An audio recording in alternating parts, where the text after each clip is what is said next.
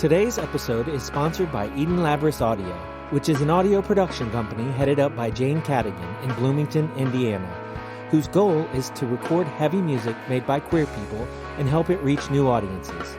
Her most recent works include the song Pachuco by Stars Fading Out Quietly, which you're hearing now, and the Inward Heel Conversations EP.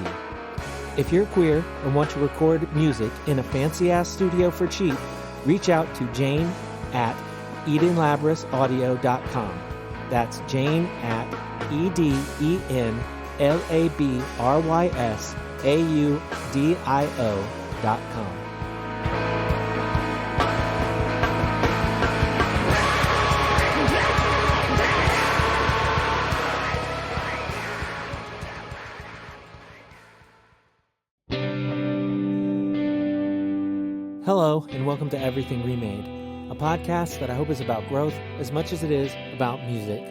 I'm Edie Quinn, and we have a great show lined up for you today. Before we get started, though, I'd like to remind you about our Patreon page at patreon.com/humanmachine, where you can go to sign up, to read zines, get music sneak peeks, and so much more.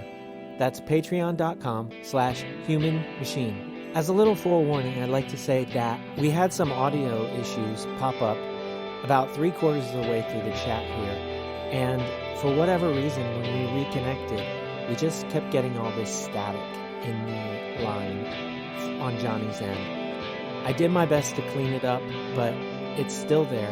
I still think we had a great conversation. I really enjoyed my chat with Johnny, and I hope you do as well. With that said, I'd like to play you something.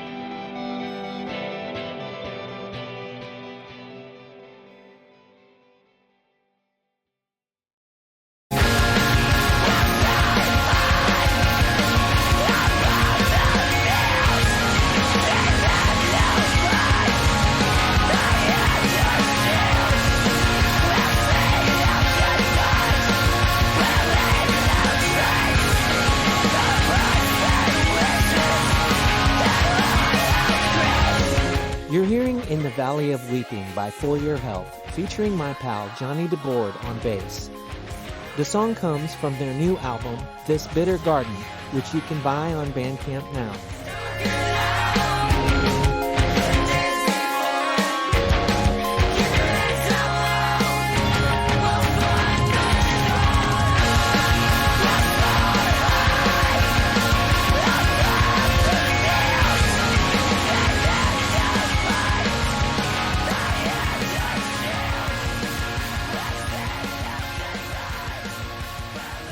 So when I was like 13 or 14, this kid down the road from my house, his name was Tony. He had like a blowout like barn house show, and he would do it like occasionally.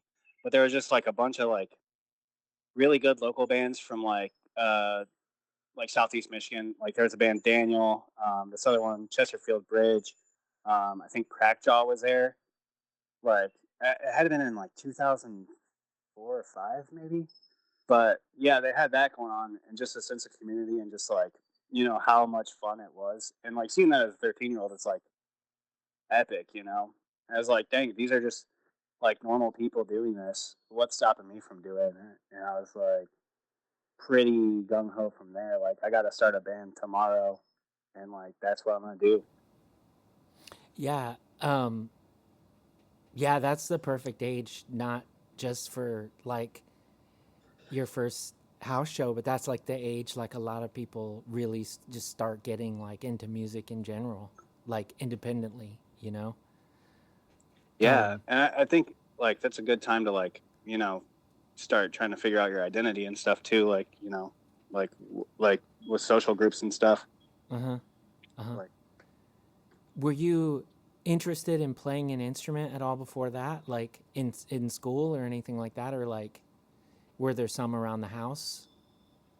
Yeah, my dad played guitar like growing up the whole time, and like he would have his buddies over, and they just like kind of shred and like, you know, smoke joints and stuff, and like so there was always a guitar sitting around, and like my dad would sit and play, and like I'd have friends come over, and they'd be like, "Oh, is the radio on?" It's like, "No, that's the old man, and they're picking away." Yeah. But yeah, so my dad definitely was a huge influence in like getting into playing some guitar and stuff. Yeah. What would your dad play? Like, what's the thing you can remember your dad playing more than anything? Just like old, like he plays some like Alice in Chains or some Ozzy, or like he would rip away at like Eruption just to be cool, Okay. stuff like that. Yeah. Yeah. For my dad, it was Crazy Chain. It was like every Saturday morning, like when you're trying to sleep in because you had school all week, and then it was Crazy Train at like 8:30 a.m. or something. Oh yeah, Like what the fuck? damn. Yeah, and Yep. I don't know, but yeah. Did you mess around on your dad's guitar at all, like before you were like really um playing like or trying to play an instrument, or was that like sort of off limits? Yeah, no, he would like let me pick it up and strum around on it and stuff, but I like didn't really know what I was doing, Yeah. and it was pretty fun. Like I just wanted to twist the tuners. Oh yeah. So like he kind of get on me about that, but he like he was never like don't touch my guitar, Yeah. but he never like. I remember like when I first started getting into playing guitar, I was trying to learn like System of a Down songs, and I kept trying to ask him if he could tune it in a drop D for me. He's like, "What do you want to do that for?" And I'm like, "I don't know, because this is what the song's written in." I was trying to play aerials, Hmm. and it was really funny because he's like, "Figure it out." I was like, "I don't know how to do that," so I had to like look it up on the internet, and they're just like, "Tune into the 7th fret," and I was like, "I don't know what that means." So that definitely kind of started Yeah. like he never held my hand with like learning to play guitar, and it's funny now because he's like getting pretty good. Yeah. But It's it's just funny. But yeah. It's similar with my dad in as much as he did try to show, or it is different in as much as he did try to show me stuff, but he never tried to show me stuff that was. Plus, like my parents were separated by that point, so I only see him like a couple weeks out of a summer, maybe. yeah, But he would try to like I'm like playing Misfits and Ramones songs, like at best, right? I just got a yeah, guitar like 2 months ago, and he's like, let me show you how to play something about like Ain't Talking About Love by Van Halen. And I'm like, yeah, what the fuck are you talking about? Like, it's funny, like, cause sometimes like now I like rip a little bit of that out, just to be like, yeah, I didn't need your fucking help, you know? yeah, Yeah, thanks for nothing. Got there on yeah, my right. own. But nah, but yeah, it's weird. Yeah, we weren't allowed to touch the guitar, but we did sometimes. When no one was home, we just went and did it. And Yeah, right. we got caught Sneak in there, hit a always. lick real quick. Yeah, just like this is so cool. Um, and I don't know with my kids, like I have bought them like little junkers. Like oh, this guitar is $30 at like a yard sale or something, and you buy one, Yeah, and they don't want me to show them shit. They're like, no, I just wanna, and I'm like, I'm good with that. Like, but yeah. yeah, it's yeah, it's funny yeah, the drop D thing, like that sounds like something my dad would have done as well. Just uh, like like he would have said something condescending about people who use drop D, and been like, you should be able to play that in any tuning, or something Yeah. like that. But um, yeah, so you went to the show down at the barn, and you really got your eyes opened. Were you immediately trying to like start bands or get in bands? Like, what was the next move after that? Oh, so I mean, like, yeah, basically, I was just like, staying like, I got like every like, 2-track EP like on a Mimrec CD that I could there, and I was like, okay, this is epic. Spun those every day, like falling asleep to them, like this is awesome. And then I had a buddy down the street because my mom lived like a couple cities over in Taylor, Michigan, and I was like hanging out there on the weekends, and I would go. There was this kid down the street named Scott, and he would like play, like he'd hang out on his porch and play his guitar and stuff. And he was like cool, like I'd skate with him and stuff. And he showed me like the Jackass theme song or something. I remember we were trying to play it with a nickel. So I mean, but still, it was like the coolest thing ever. So I was like, okay, I gotta get a guitar. Like, this is awesome. But then, like, I started digging into the guitar thing. I'm like, this is cool, but bass players, they're slept on. Like guitar player star of the show type beat, but bass players are sweet. So I asked my grandparents for a bass for Christmas instead of a guitar, Mm-hmm. and they got me a Bronco bass. And like, well, between that, I would like my dad would let me play his Strat and stuff. So I was like screwing around on that, but I got that Bronco bass and a distortion pedal for Christmas. I think I was 14, but I was just like ripping away on that thing. And then, as things progress, like you can write music as a bass player, but you can't like get bands together, and it's a lot harder, I think. Mm-hmm. To be like writing songs and stuff. So I eventually switched to guitar, but so I played my first band ever was called Headache, and I was in 7th grade when we started it. It was like some like kids from my high school or middle school, and we would do we did Ain't Talking About Love, which is funny because you mentioned that. That is funny. And yeah, we had like some originals and stuff, and like we did Man in the Box. Crap. I don't know, but either way, it was like music that you would think that a 7th grader in 2013 or whatever would play. Yeah, no. No, 2013, like 2003 or 4 or Right. 5. I don't know. Whenever I was in 7th grade. Yeah. But yeah, it's really bad. But I was like stoked because I'm like, oh, we got to put this on pure volume. People are gonna love this. A pure volume. And it was like, yeah. Yeah. Did you ever hop on that site back in the day? Oh my God, A Chameleon had like 1 million plays on it, like literally. Oh wow. Yeah, we got like on their like front page thing or whatever before they like started like charging for it. We got like on their front page thing somehow, and we got like so many plays, and that's awesome. Yeah, it was really wild. It was really wild. And then like later, when we were getting ready for a tour, this is after they were like, yeah, you can buy to be on the front page or whatever. We were getting ready to be on a tour, and we were like, we should do that again because we got a lot of plays and we're gonna go on tour or whatever. And we did it again. The tour didn't happen, so that's whatever. But nowhere near the amount of plays. It was like really? What we like, and it was like not a lot of money. It was like $15 or something, so it wasn't like ridiculous, It's just like, wait, we got like so many plays when we were just on there for free. And now you are charging people, and the results are like not good. But yeah, pure volume. That was a minute in time for sure. Yeah. Yeah, I wonder what happened there. But I don't know. Just like Edie, I used to be like obsessed with that shit. Like, like I go on there and just like listen to every band that I've seen that kind of like looked cool or had a cool name. Like, I don't remember any of them now, but Yeah, yeah. I met really cool people from bands on there that like, it's like, for whatever reason, like, just across the different platforms, like I was never able to like reconnect with some of those people. And I'm like, dang, what the fuck happened to these people? They didn't just like, maybe that band broke up, but they didn't just like stop playing music or whatever. And it's wild because like this one band was called The Conductor, and they were from Chicago, right? And like, good fucking luck with that, like in a Google search, you know what I mean? But I've been in like the Chicago Screamo like groups and stuff, and been like, hey, does anybody remember this band? Does anybody know this band? Blah blah blah.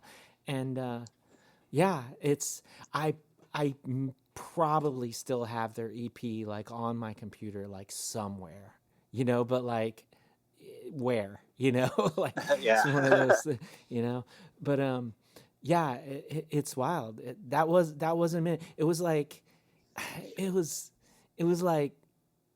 before Bandcamp, it was before, and it was like right sort of at the tail end of MySpace. It was a minute where pure volume was like, and then it was, I don't know, like I went to that site like not that long ago. It like still exists, but it's like, Oh, really? yeah, or it I did, guess I the haven't last tried in time. forever. Yeah.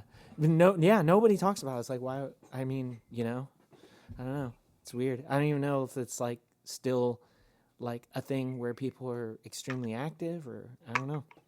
Probably got bought like 15 times by now, just like Bandcamp. Yeah. But yeah. Um, so you were playing guitar, and yeah, you made the comment that like, it wasn't, you weren't playing stuff that you would think that someone that age at that time would be playing, and that was my first reaction. Is like, yeah, uh, those songs were like 30 years old already. Like, Yeah. maybe the man in the box not quite that old, by then, but like, um, what like what was I mean, what was rock music like? What was contemporary that was popular then? It's like I can't think of anything that isn't just like like music that feels like it's made for misogynists, like, Yeah. so I mean, I don't Well, know. at that time, I was like into like System of a Down and like Uh-huh. Slipknot, and, like new metal Right. kind of stuff, Corn Right. maybe. But then like the dudes in that band were like all into like old school, like yeah, Van Halen, dad music basically. Mm-hmm. But like I was into that stuff, and then I was like into like the local bands down there, or well up there I guess from where I'm at now. But yeah, the local bands, most of the ones I mentioned. But then like I was trying to go to every show that I can, and there was like pretty good like death metal, deathcore shows going on like around and stuff. I seen like Black Dahlia Murder at a park when I was real little. I was like probably like 14 or 15, but like Mm-hmm. stuff like that. This band I Killed Jack. But yeah, I kind of got like pretty pretentious about it when I was little, and I was like, if it's on the radio, that shit sucks. Yeah, I mean, I was That like kind that of until I like was elitist attitude. 25, but Yeah, I mean, I carry that with me still, like even today. But I think back then I was a little bit more like abrasive about it, I guess, yeah, if that's a good way to put it. But definitely an elitist, like kind of a dick, but it is what it is. yeah. I mean, I don't know.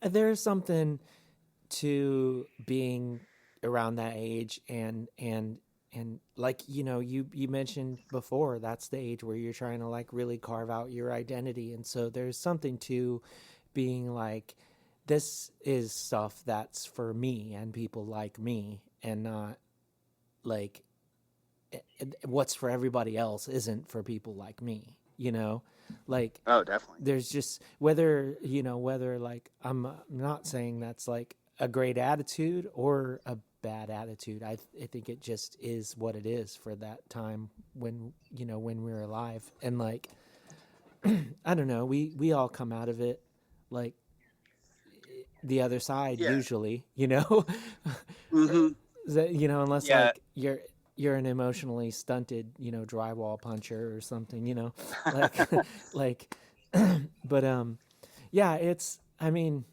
I don't know. We used to have like, you know, we used to have the record shop that was 45 minutes away, and we'd buy 7 inches, and we'd rip them onto mixtapes that we'd take to work, and then like the preppy kids that just heard of Nirvana like 5 minutes ago, that were like, Mm-hmm.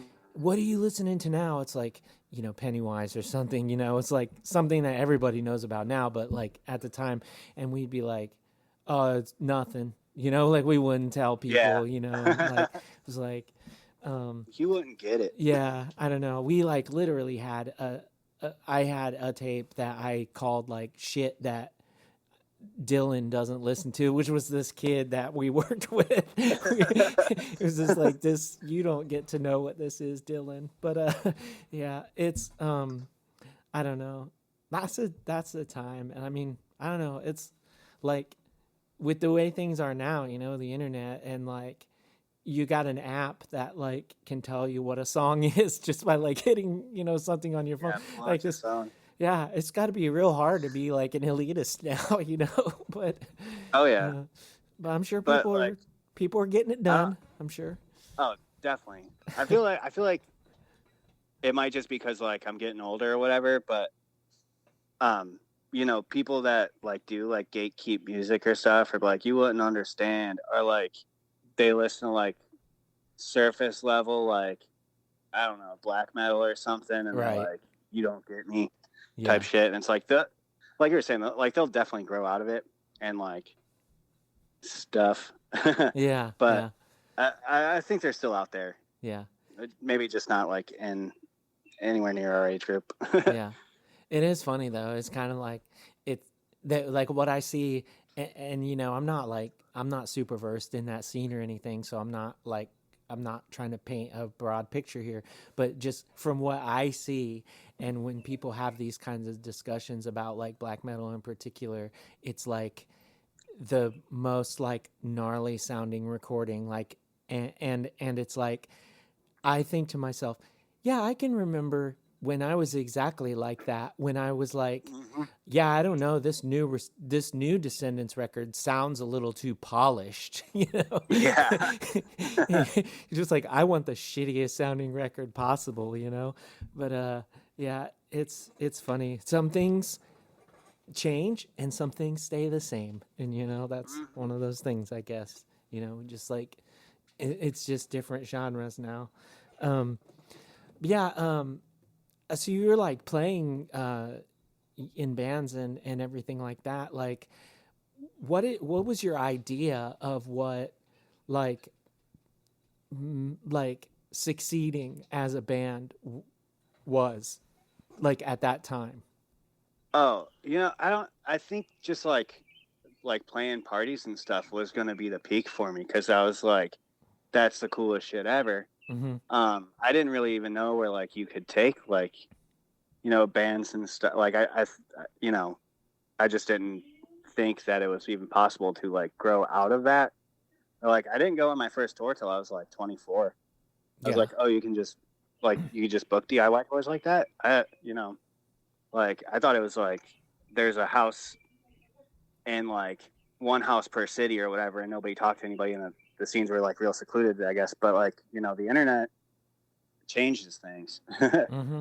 But yeah, I think like just like cutting a record and being like playing shows or bars or like houses, whatever. Like that's like I thought that was like where you could make it as just like an amateur musician and not some like Hollywood or like Nashville guy that like has like a whole team behind them and crap. Mm-hmm. So I guess I was like kind of deluded or like not very well educated on how shit works. Yeah, I mean, but it's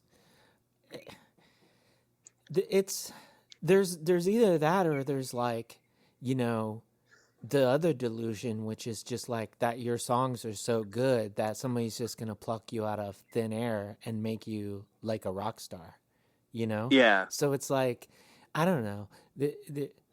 Now there's like so many resources. You could just go on YouTube and like and probably put in like how to release a record, how to go on tour, and there's going to be a video of some people that are in varying degrees of down to earth, like that'll explain to you how to do these things, but like, but like even as little as like 10 years ago or whatever, there's just like you're baby stepping your way into like all of this information, so like, yeah, it is interesting how like, like we're all like just we're keeping up with the technology and like the technology, the way that it's like enabled us to like play our music for people across the world, whether that's in person or just like here's a Bandcamp link, and yeah, it's awesome. Yeah.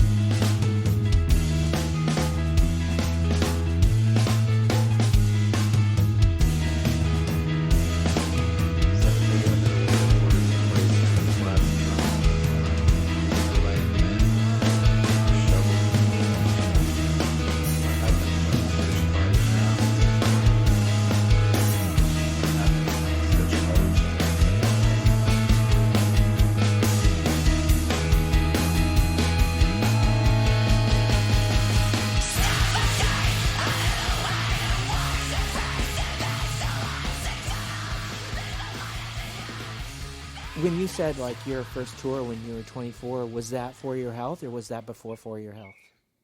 It was shortly before For Your Health. My buddy was in this pop punk band with some kids that he met on Facebook. It was all like, "You want to come play bass for us?" And I was like, "I don't got shit else to do." Yeah.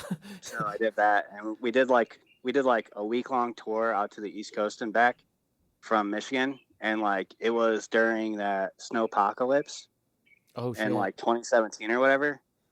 And so we've basically like went out to New York, played like Long Island and like I think Amityville. I can't even remember. But basically, got stuck in the snow for 3 days, and it was the scariest time of my life because we were in a Suburban, and like going through the mountains in the Suburban with a trailer on is sketchy as hell.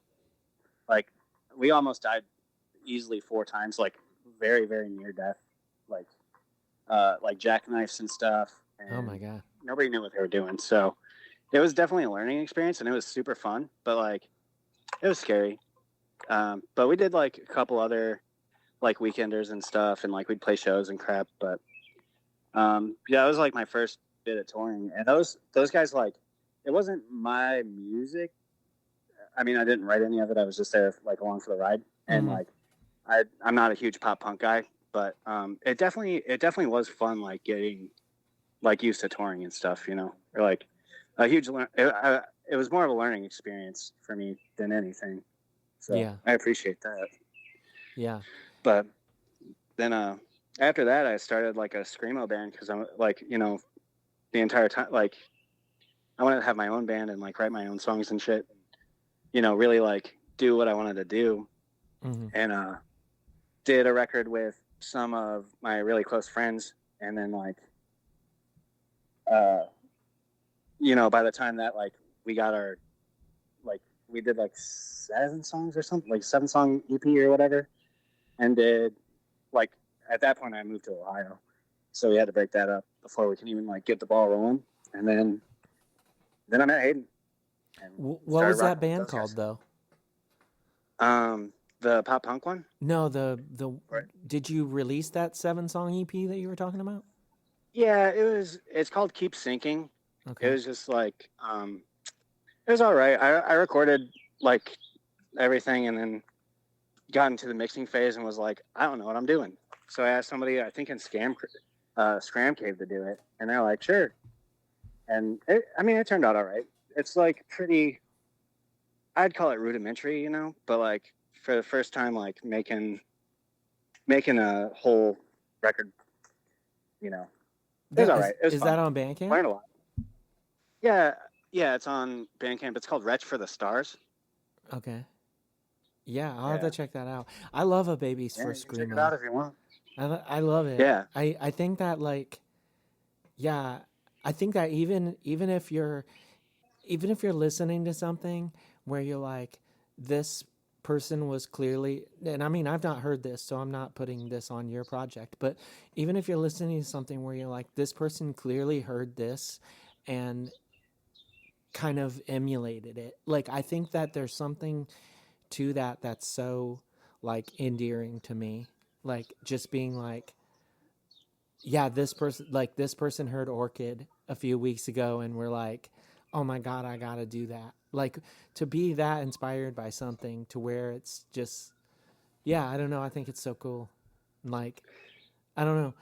I'm glad that a lot of people like continue on and they go from projects like that to where they're like, hey, I didn't know what I was doing then, but like now I'm like expressing myself better in ways that are more like true to who I am, Like, oh, definitely. I love those like leaps, those like how you can see those evolutions and everything like that, But yeah, you said earlier that your dad said, "Hey, you're kind of good now." Is that like after hearing like the couple of For Your Health albums or whatever?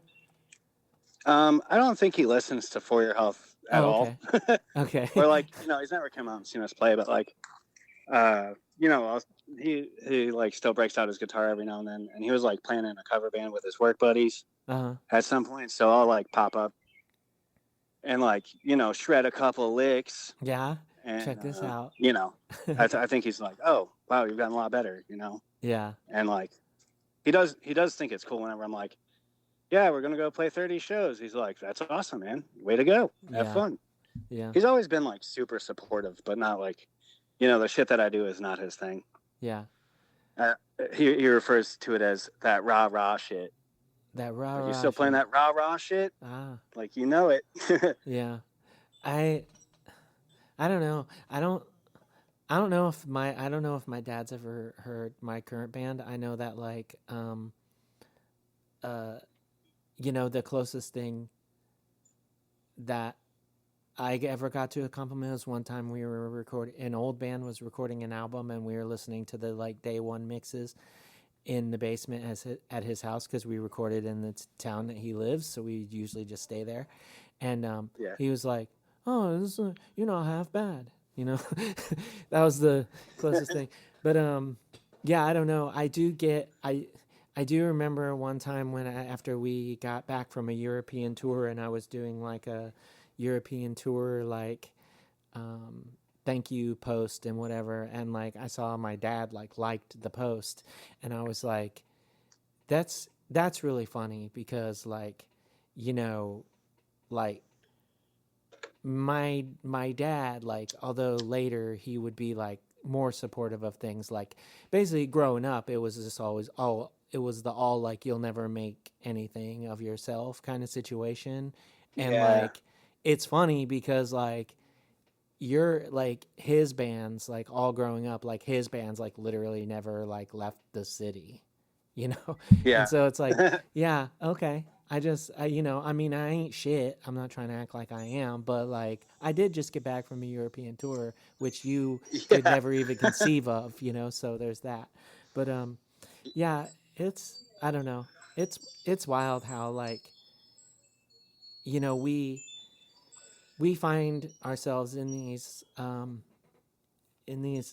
avenues of like support, and and um like where how we go from like we don't know a damn thing about how any of this works to like, yeah, I just went on tour in another country, or yeah, this is like the third album that we've put out on vinyl or whatever. It's I don't know, it's awesome.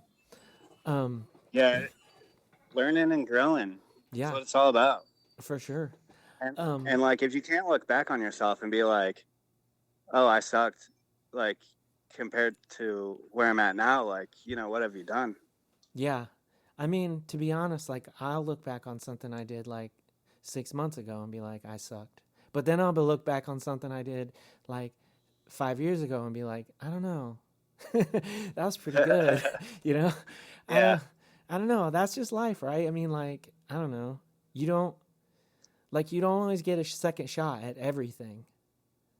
And Yeah, definitely not. so like if you did your best on your first shot and you look back at it and you're like, damn, I could have done better. Like it doesn't, I don't know. It shouldn't mean anything as to like who you are now or who you were then. Like you maybe just like you had a fucking rough go of it, and you did, you Yeah, still did your best. I don't know. But definitely. yeah, speaking of like, vinyl and albums and stuff, um y'all just, and for your health, y'all just released a brand new album that was like Yeah. last week or something, right? So um it's it seems like a lot has happened with the band like since the first album, and even a lot happened between your first album and the first 7 inch in like 2019. Like we won't like get into all that or anything, but like just as far as like, you know, from recording that first 7 inch to like now, did you ever in a million years think like, yeah, this is exactly what I thought was going to happen? No. Yeah. Like, the first time, like, when you like I remember the first time we went to your place and you gave us like copies of Nosebleeds. I was like my brain was melted into a puddle, and I was freaking out. I'm like, I never ever in my life expected this to ever happen to me. This Yeah. is as good as it gets. Like, this is the best day of my life. Like, seriously, that was one of the coolest fucking things ever. And then like I thought that was going to be a peak, and then I mean, it still is in recent memory like one of the best days of my life. But you know, it just keeps getting weirder. Yeah. Like, I think just like not quitting has been, you know, like such a good thing for like, I don't know, like my life is like a whole, and like, you know, this is weird to say, but like the validation that I actually seek playing music is like, you know, in a good spot. I think. I guess I Yeah. can't really articulate how I feel, but you know, Yeah. if you get what I'm saying. Yeah, I think so. Um so I mean, like, let's talk about like the actual experiences in recording these albums, and how they were different. Like, what, so from recording Nosebleeds, and you go in, and I'm just assuming that it's like more or less like live on the floor and then just some overdubs later. Like, and like, was that your first time, like, other than like, I think y'all did like some demos before Nosebleeds, but like, was that your first time more or less like going and being recorded that way? Like, how did that like meet or So, exceed your expectations at that time? well, when we did Nosebleeds, we did it in our buddy Knox's basement, Mm-hmm. and he just had like we multi-tracked it, um, and like it was really fun. You know, it was like hanging out with a buddy, just like, you know, tracking shit in his basement. He had a pretty cool like little bedroom studio type situation, Mm-hmm. and like uh, so like yeah, we did. I think we did it in 3 days, like 2 or 3 days, and then like something happened with the file, so we had to go back like a week later or something and redo a song.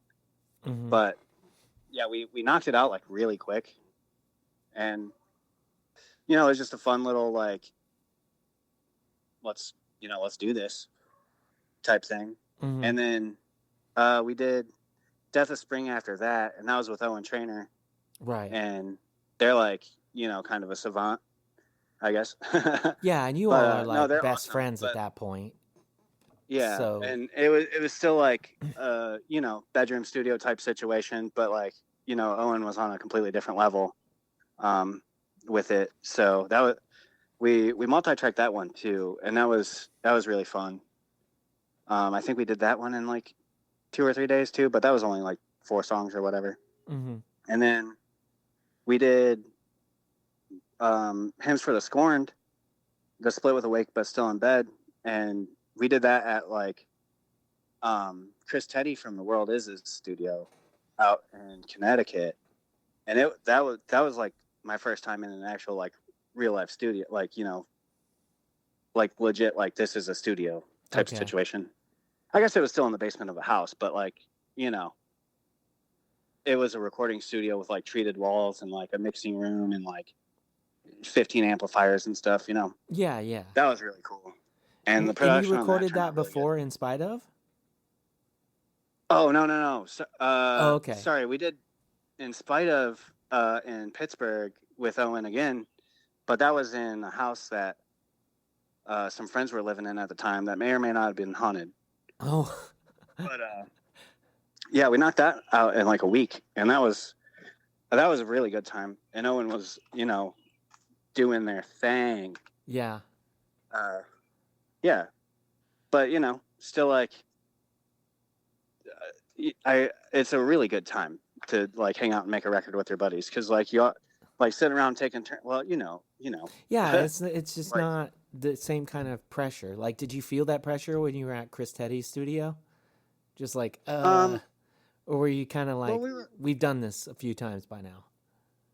I think because of like how much money it costs, I was a little bit more on my shit. Like, let's get this done Right.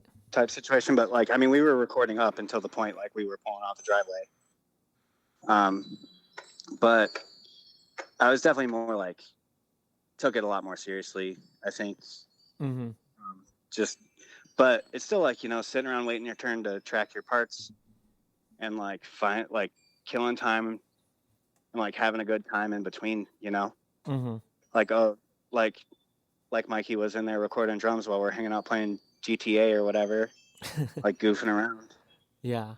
That's the really fun part about making records for me, at least, is like, The you in know, between. you're all sitting around like taking turns, you know, like filling in colors in a coloring book.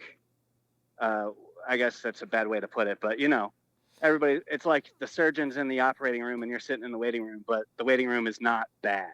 Yeah. No, It's a good time. yeah, it's where it's at. That's where the in jokes are happening. That's where like sandwiches are getting eaten, you know. I know it's.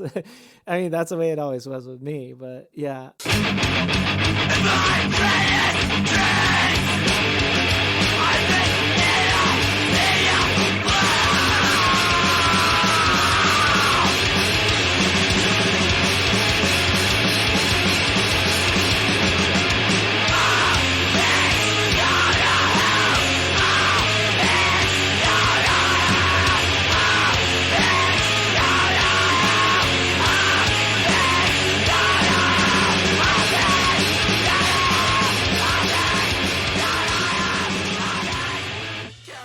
Some of my favorite memories from some of the recordings that I did elsewhere were definitely like, it's like, you know, like the stuff that people were yelling at you like in between the takes, you know, that just became like something that people would yell in the van for like months later, you know, and stuff like that. Yeah. um I used to bring a red light, like a red light bulb to record. Like I'd put it in the whatever the light fixture was in whatever room that I'd go to record in, because I just couldn't, I didn't feel right about like people just being able to like see me and stuff when I was doing that, you know. So like, um, you know, like people would be yelling stuff like about the light and this and that, and you know, I don't know. I'm rambling now. I'm reminiscing. I'm going down memory lane and getting sentimental. But yeah, shooting everybody out to be like, hang on, I gotta nail this. yeah. So like, you know, or if it's like, if the vibe's not right, it's like, hang on, get out of here, and then you do it in like 2 takes, and everything gets better. Yeah. Yeah. It is kind of, it's like, you know, you're like hanging out with a bunch of people that are really good at what they do, and they expect you to do what you do good also. You know, it's kind of a lot of pressure, but Yeah, we were just talking about like, you know, the different things that happen that make like different studio experiences like special and different from each other.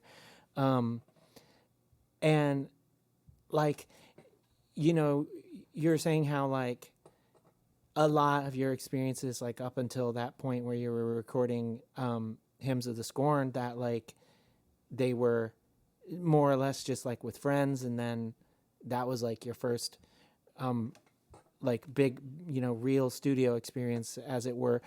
Is that also like how the new album was recorded? Was it in like a big, like proper ish studio, or was it more like low key? so I would say it was like the perfect mix of like recording. Like the studio was very legit. Like it wasn't. I mean, it wasn't like some like LA like type, you know, TV style music studio, but it was like an entire like church. Like it must have been like a Baptist church, or like, you know, one of those small little community churches.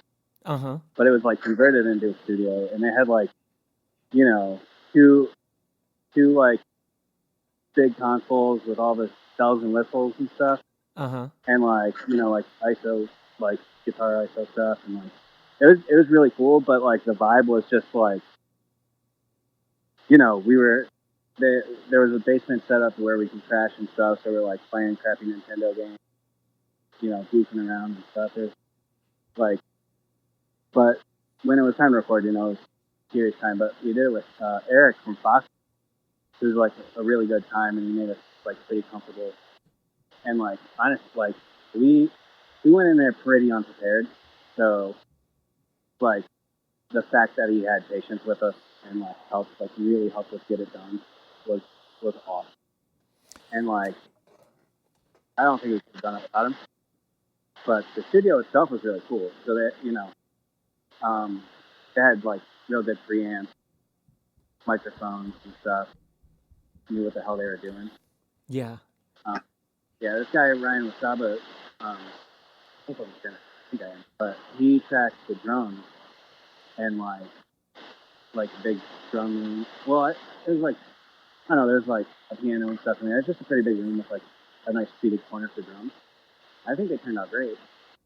Yeah, no, they sound great. When you say you were unprepared, do you mean like you went in and without like really having the songs fully formed and things like that, or it was just like you knew the songs but you weren't really that like because somebody else was doing the drums, they weren't really. So like we had like everything demoed out and like ready to go and stuff, but we went on tour for a couple weeks, like 2 weeks before we were supposed to go in the studio, so we didn't really have time to like really like lock them in. So some of the arrangements were like fucked, and we ended up cutting like big chunks out of at least two songs and like swapping some parts around and stuff. And like I think they turned out for the better. Definitely like having another set of ears on them did good. But mostly just like with the arrangement and like you know definitive like this is what we want to have done Yeah. did. And it, you know some of some of the a lot of the demos had vocals on them, but some of them didn't. I think I don't know, but either way, it was just like pretty unorganized, like going into it.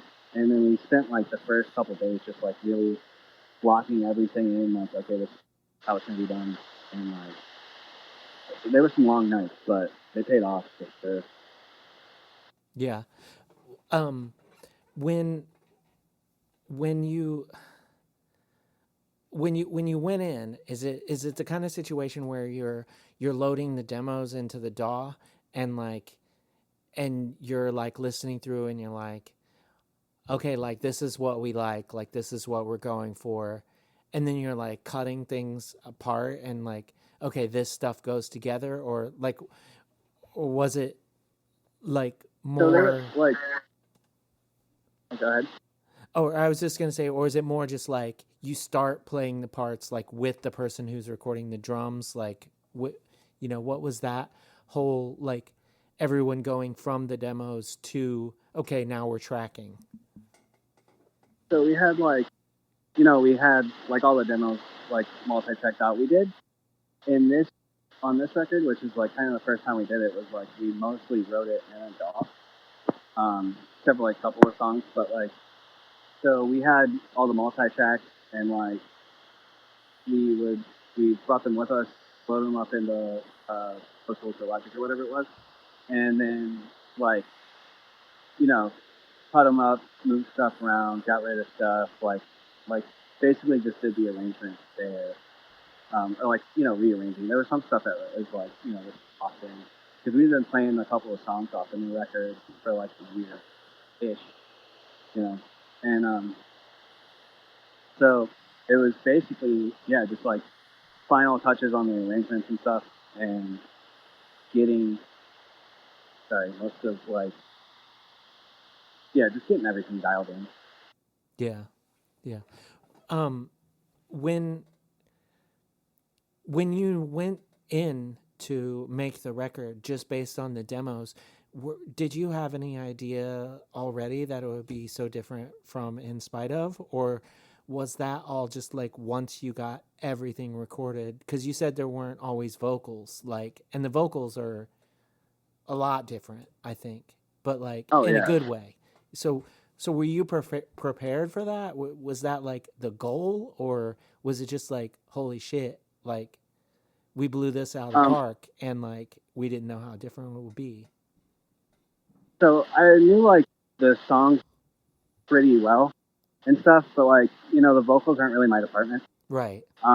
But like so Hayden would lay down like some scratches and stuff, and like they'd be pretty cool. But once we got in the studio, it was like, okay, we need harmonies here. We need gutturals. Like I think Sim plays like a really, and Rosa and Nick, like everybody, like they did knock it out of the park. But it was like Hayden did most of the like, okay, let's like bring this in, like you know, like let's layer these up. And Eric did a lot of that too, and was like pretty gung ho about like making this record fire. Mm-hmm. I think they did a good job, but it was really surprising like how well it turned out. You know, because Yeah. I didn't know if it was like, everybody was like, this is going to be so much different. Like it was a goal for it to be that much different, or it was just like once everything came together, it was like, wait, like, so you were a little bit surprised in that respect, but like, did everybody feel that way or not necessarily? I think, I mean, I don't want to speak for anybody else, but I feel like they knew, Right. like I just didn't know we if it was we if there was comments that were made or anything. yeah, I mean, like there's all the jokes. Like we like one of the working titles for one of our demos was Spotify because it's like, fuck it, put it on Spotify, it's fire. Like just like joking around about stuff like that. I don't think you know, like there's always that apprehension going in with like recording stuff like, oh, is this gonna flop? Is this gonna be absolute dog shit, or did we do something good here? And I think it was for me at least, it was a good mix of that. But I think just with you listen to Nosebleed and you listen to This Bitter Garden side by side, and you're like, what the fuck is this? Like that's a different band. Yeah. And like in essence, I guess like I mean we have a different guitar player. We've added a guitar player, keyboard. We have different drummers. So like there was it's gonna turn out different, Yeah. and but I don't know. I mean, I'm happy about it. I think it sounds more. Um, somebody somebody called it something once time, and was like, "That's more mature," or like maybe that wasn't the word, but like I think it was. Yeah, I can't remember, but either way, it is more of a like a quote unquote like grown up sound compared to Nosebleed, which I mean I love that record. It's super fun and like you know really like angsty and you know Yeah. uh, It's funny, like when when I think about it now, like your new record, that's that's more what I would have thought that Nosebleeds was gonna sound like, just like based on like, oh, the bands that like, Hayden would talk about liking and stuff, and mm-hmm. and then Nosebleeds to me sounds like Ink and Dagger, like Yeah. it's the closest thing to Ink and Dagger that I had heard in a long time, and I was like, yeah, I really like this, and then the new album, I was like, yeah, this sounds like, there's a bit of like Boys Night Out here. There's a bit of like the heavier Under Oath stuff, and then there's just like the the the trademarks of what everywhere the band has been up till this point in there as well. So where you still know it's the same band, but like it, it's just like, yeah, I just thought that was interesting. Was like, did you feel that way listening back to it, where you were sort of like, we finally got like where we've been going this whole time, or is that off the mark? No, I think there's been a pretty like solid progression in Right. sound. Like you know, like we're trying to level up, and I feel like it's it can in the music. It sounds like we are to me at least. Like playing. Nosebleeds was fun as hell, but it's like, you can't, like, I don't know, you can't play a 13-second song on a big stage like that and be like, oh, we're going to get the response that we want. Yeah. Which I'm sure in a lot of cases you could, but like for us is like, you know, is this really what? Hmm. Uh, I kind Yeah, I of mean, don't you know can how to do that like when you're say it, standing but like literally right in front of someone. And it's like 13 seconds and then it's like holy shit and then you just start the next song, but when you're up on the stage and people are, and there's this whole different type of performance that people are expecting, it's yeah, it's yeah, different. like really to like build a vibe and like really keep it going. I guess I don't know. Like I love crazy ass music. Don't get me wrong, but some people don't. Yeah. Yeah. And like it's not that I want to like I give a shit about like appealing to people and stuff, but like taking a band to like a more accessible level to do more craft is kind of like important, I guess. Well, Yeah. I don't know. Yeah, I mean, I that's guess a the yeah, I don't super know what I'm talking about, but no, it's just like there's expectations for each different kind of like avenue that you're pursuing with your music, and if you're like, look, like I am totally cool, like I just want to go like and see my friends and sleep on floors, and like that's always been like that's always been where I'm most comfortable, but if you want to go to like a different level than that, I mean, there are expectations and there are like ways that things are done that like, you have to either like get used to or like, throw them out, but what's it been like as far as like now that the album is recorded and y'all are getting ready for this tour, like what's it been like to where you're like learning the songs that you were more or less just like you learned them and then you hit record and then that was that, like what's it been like learning the songs to play live now that the album is done and everything like that?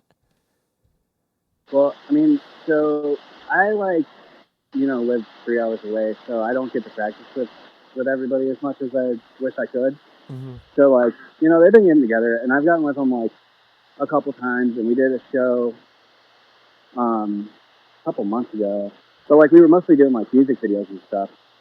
So when we get together, we'd have to focus time on that. But like I got down here last night, and we ran it a bunch last night and today, and then tomorrow we're gonna do a big one and go play a show. But like it's, I mean, like it's a whole different.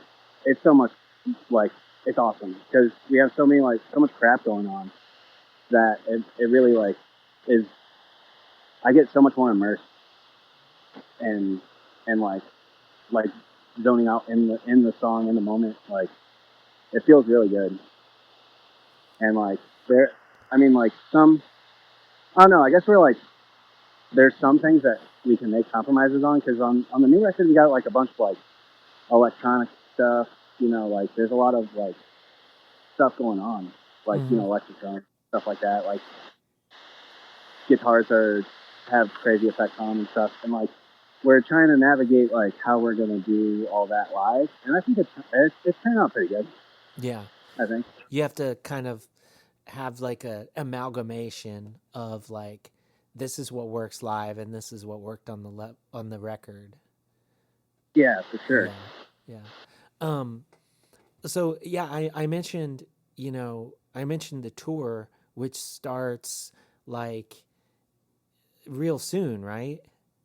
Yeah. I think so. We're gonna do a show tomorrow, and then I think our first show is on Wednesday, and that's just at the laundromat down the road.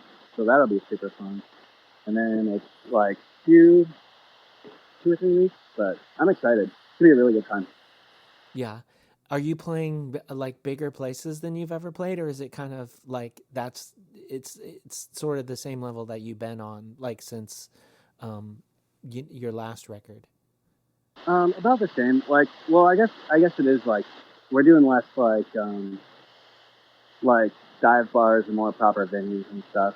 Mm-hmm. And like, I don't think there's any houses. Which I love a good house show. Oh But yeah, yeah, I think it's mostly like clubs and stuff. So yeah, it'll be cool. So we've been to a couple of places at least. You know, a pretty big handful before. Like so it'll be cool to get back there. for sure. Um, what city are you most excited to get back to? Well, we're doing Pug Fest in Detroit. Well, it's like Ferndale, but basically Detroit, and that's like we did it 2 years ago, and that was super fun. And I volunteered there last year and had a really good time. And we get to play again this year, and there's just like a bunch of homies on it, and it's like a couple days of ruckus, so it's gonna be pretty excited for that. And Oh, then I think we're a bunch of that we played with before and stuff too, so it'll just be good to see everybody. yeah, And you know, for sure. Um, well, yeah, I hope that your tour goes awesome. At least you won't be driving in a van where the water is coming up from the floorboards and stuff, like one of the last times that yeah, I saw y'all. So there's yeah. that. Um, but yeah, I hope y'all have a great time. Is there anything else that we should chat about before we take off? Or Oh, I don't know. I mean, we covered a lot of stuff here. It was a really good talk. yeah, for sure. Um, yeah. I don't. Can I plug something? Yeah, of course. Okay. Well, listeners, if y'all want to come out and catch a show, do it. Come say hi. Um, that would be really cool. And check out our new record and maybe buy a T-shirt. And I guess that's all I got. And that was my conversation with Johnny DeBorde. Thank you so much, Johnny, for taking the time to chat with me. If you're still here, I want to thank you for listening and for bearing with our audio issues as well. I'm not sure what happened with our audio issue there, but as I mentioned before, my old recording computer melted down a couple weeks ago, and in my new setup here, I haven't been able to download everything that may have been able to help me with some of those issues. So yeah, thanks for hanging in there with us as we get used to this new situation. Until next time, take care and do good things.